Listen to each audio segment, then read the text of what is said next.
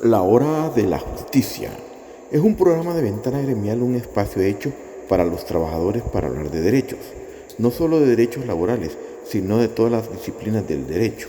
Este espacio está construido con la finalidad de despertar la conciencia de los trabajadores para velar por sus derechos, proporcionar asesorías y educar al trabajador jurídicamente, porque un nuevo AGEPIN es posible. La oportunidad de dirigirme a quienes ven esta transmisión.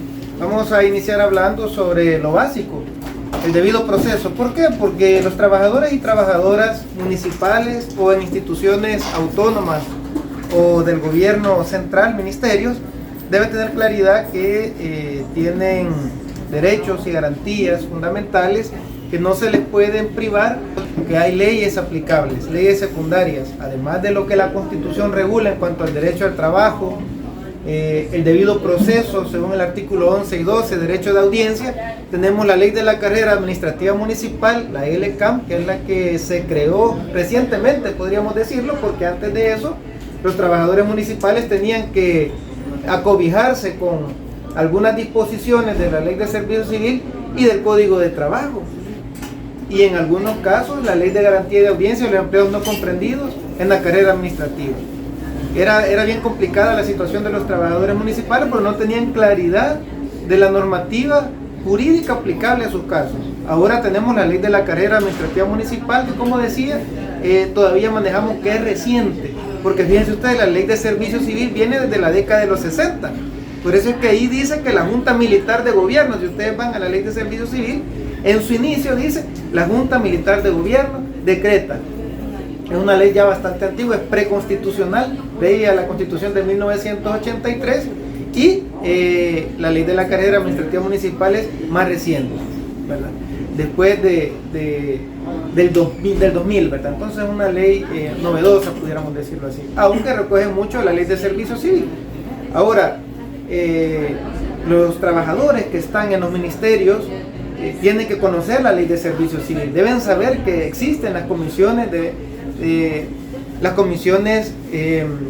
servicio civil en los ministerios y que hay un tribunal de servicio civil. Es básico, es fundamental.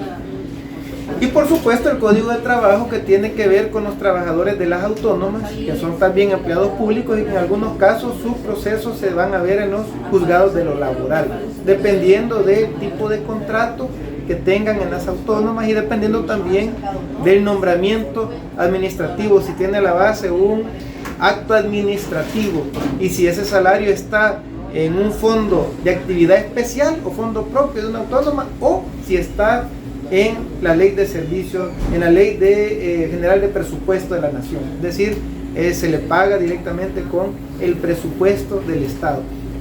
Son una serie de situaciones que deben conocerse y que ustedes como trabajadores deben tenerlas claras para saber qué van a hacer, a dónde van a acudir y qué proceso es que se les aplica a la hora de la imposición de una sanción o de un extremo despido.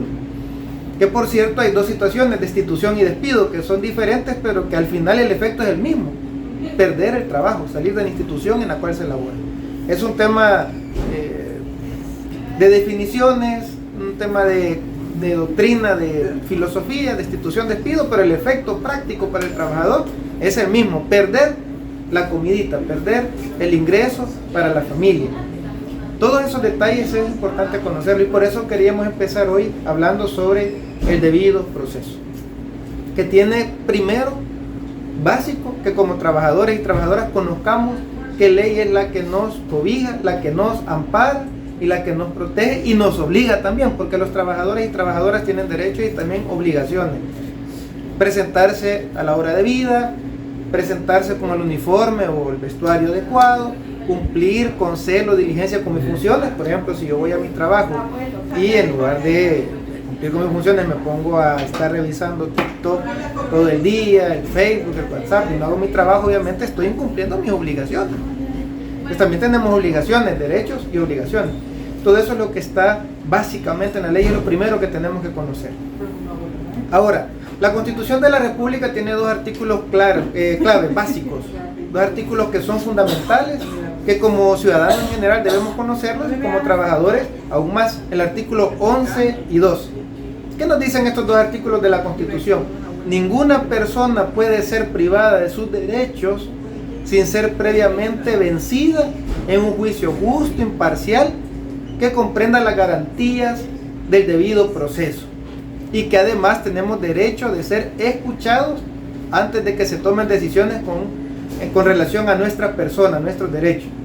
Eso como ciudadanos, eso es en materia de familia, laboral, contencioso administrativo, tributario, municipal y también en materia laboral.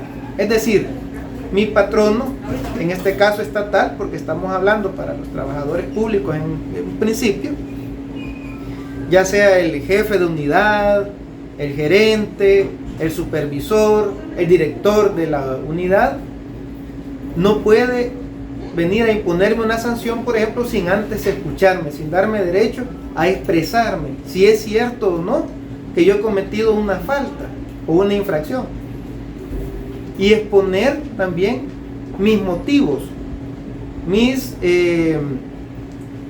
causales que pueden excluir una responsabilidad. Por ejemplo, señor Juan, usted es objeto de una sanción porque no ha venido a trabajar. Antes de imponer esa sanción, de conformidad al artículo 11 y 12 de la Constitución de la República, mi patrono debe de darme oportunidad de manifestarme y de presentarle las justificantes de por qué no he ido a trabajar. Aquí tengo mi incapacidad, señor jefe de unidad, señor director de unidad, señor gerente, aquí está mi incapacidad del Instituto Salvadoreño del Seguro Social, de la unidad de salud o del médico particular por 3 días, por ejemplo. Y que cuando son 3 días de ausencia y tengo mi constancia médica particular, no necesito convalidarla con el Seguro Social, por ejemplo. Y la tengo y la llevo firmada y sellada por el facultativo, por el médico que me está diciendo que necesitaba 3 días porque tenía un proceso bronquial, por ejemplo, o estomacal que necesitaba atención médica y unos días de reposo. Yo lo presento, tiene que darme esa oportunidad el jefe de presentar mi constancia, mi incapacidad y de expresarme, de ser escuchado de por qué no he ido a trabajar. Antes de tomar una decisión, por ejemplo, de iniciar un proceso administrativo sancionador. Ahora, si se inicia el proceso administrativo sancionador, por ejemplo, para imponer una suspensión sin goce de sueldo, que ahora ya no se puede hacer automáticamente. Antes había un artículo 42, si no me equivoco, de la Ley de Servicio Civil, por ejemplo, en el inciso último, que permitía o habilitaba imponer suspensiones sin goce de sueldo hasta por 5 días, sin necesidad de un proceso previo. Así decía esa ley. No olvidemos que la Ley de Servicio Civil es preconstitucional.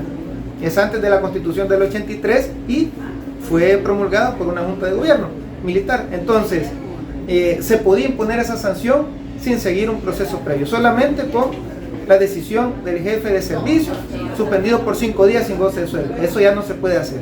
Hay una resolución de Sala de lo Constitucional que dice que esa disposición es inconstitucional y que obliga que debe seguirse el debido proceso, lo que estábamos hablando. Es decir, notificarme formalmente que se ha iniciado un procedimiento administrativo sancionador para imponerme esa suspensión, el motivo por el cual se ha iniciado ese procedimiento administrativo sancionador y la posible sanción. Además de notificarme y darme esos 3 días para que yo pueda expresarme, es decir, ser escuchado, lo que estábamos hablando, el derecho de audiencia, y decir si acepto o no esa situación, si hay causales que excluyen la responsabilidad, me deben abrir después un plazo para ofrecer pruebas de descargo. Quizá tenga incapacidades por las cuales no he llegado a trabajar, o quizá mi trabajo yo lo hago con una computadora y la computadora se fundió y la institución no me ha dado la herramienta de trabajo. Y hay constancia de eso. Entonces deben darme un plazo de pruebas para ofrecer esa prueba, para pedir que se hagan peritajes, para ofrecer testigos, para presentar prueba documental, actas, por ejemplo, y poder descargar la responsabilidad que se me señala. Luego debe hacerse una audiencia en la cual se permita vertir toda esa prueba. Y debe darse un periodo que pueden ser 3 días para alegato final. Y después la autoridad administrativa debe tomarse el tiempo para motivar, para fundamentar su resolución. Entonces, ese es el debido proceso que debe existir. No pueden imponerse sanciones, y con más razón si es una sanción extrema como un despido, sin seguir ese debido proceso, sin dar la oportunidad de ser escuchado, de defenderme con mis pruebas y de cerrar con mi alegato final. Si no se hace eso, estamos ante un procedimiento nulo que habrá, por supuesto, que debatir ante la autoridad judicial, sea juez de lo laboral o juez de lo contencioso administrativo, según las circunstancias. Entonces, por eso queríamos empezar hoy hablando de esto, el debido proceso, porque muchos trabajadores y trabajadoras a veces no tienen claridad de lo que es el debido proceso, de cómo funciona y de cómo actuar ante una posible imposición de una sanción administrativa. No sé si hubiera alguna inquietud. Entonces, esto queremos que quede bien claro, como las fases que deben de seguirse, de adoptarse, y que la Constitución de la República obliga a eso. Por eso reitero artículo 11 y 12, que nos habla de el debido proceso que debe seguirse, del derecho de audiencia, es decir, de ser escuchado, y de ese juicio justo, imparcial ante un juez que tenga una visión objetiva de los hechos y que no esté contaminado o parcializado con una de las partes. Por supuesto, de una decisión que se tome por la autoridad administrativa, ya sea para imponer una suspensión sin goce de sueldo hasta por 5 días, por ejemplo, o una amonestación verbal o escrita, se puede recurrir. Por ejemplo, la Ley de Procedimientos Administrativos habilita ahora el recurso de reconsideración y el recurso de apelación. De reconsideración ante el jefe de servicio que impone la sanción, y apelación ante el superior de ese jefe que impone la sanción. Y si no estamos satisfechos con lo que se resuelven esos recursos, entonces podemos irnos a la jurisdicción contenciosa administrativa. Por eso hay una ley de la jurisdicción contenciosa administrativa para demandar ante el juez o ante la Cámara según, por ejemplo, montos, ¿verdad? Hay una cuantía, o según quien ha impuesto la sanción. Por ejemplo, si un trabajador ya agotó con el jefe inmediato, fueron a la Comisión de Servicio Civil, luego fueron al Tribunal de Servicio Civil, deberá recurrir vía la jurisdicción contenciosa administrativa ante la sala de lo contencioso administrativo para defenderse y para buscar revertir una decisión que no ha sido conforme a derecho, que no ha tenido a la base un debido proceso, por ejemplo, que ha habido una inobservancia a una garantía procesal básica o a un derecho básico fundamental de un trabajador o trabajadora. Esto, por supuesto, además de explicárselos esta vez de manera muy breve, muy sucinta, porque obviamente el tiempo puede ser corto y hacerlo pues muy largo puede ser un poco cansado para quienes ven. También estaremos en la unidad jurídica, en el departamento jurídico de AGEPIN, para apoyarles y para reiterarles cómo es que funciona el debido proceso y para hacérselo ver también a las autoridades administrativas cuando así corresponda. ¿Por qué? Porque nuestro país ha tenido un historial, digamos, donde las patronales de alguna manera a veces no se actualizan con los criterios que ha ido sentando la Sala de lo Constitucional, no se actualizan con las nuevas leyes que surgen, a veces en las alcaldías no tienen claridad todavía a esta altura sobre la ley de la carrera administrativa municipal y creen que solo se toman decisiones conforme a lo que dice el Código Municipal. Entonces, todo eso obviamente nosotros en el departamento jurídico lo tenemos claro y lo estamos poniendo en disposición en función de ustedes, que son los agremiados, para poderles acompañar y poder atender, digamos, esas inquietudes y hacer valer ese debido proceso. Es importante que lo conozcan. Okay. Si los asociados tienen alguna duda debido a este tema u otros, ellos pueden acercarse o hay algún contacto telefónico donde puedan hacerles llegar las preguntas.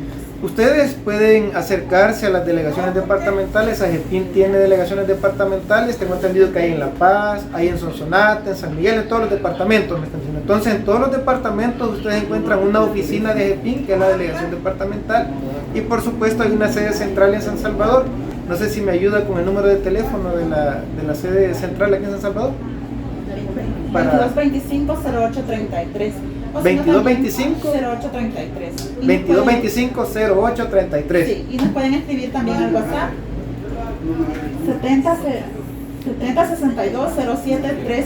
7062-0739. 7062-0739. Ese es el celular donde tienen WhatsApp para que ustedes también puedan escribir y hacer llegar sus inquietudes, o si tuvieran un caso en el cual necesiten que se les atienda, pues ahí podemos coordinar para que se personen o a la delegación departamental de GEPIN o a la central aquí en San Salvador. Okay. De esta manera agradecemos este espacio y también invitamos a los asociados para el próximo sábado, que estará acompañándonos el licenciado Yuri Argueta con otro tema jurídico. Muchas gracias. Gracias a ustedes.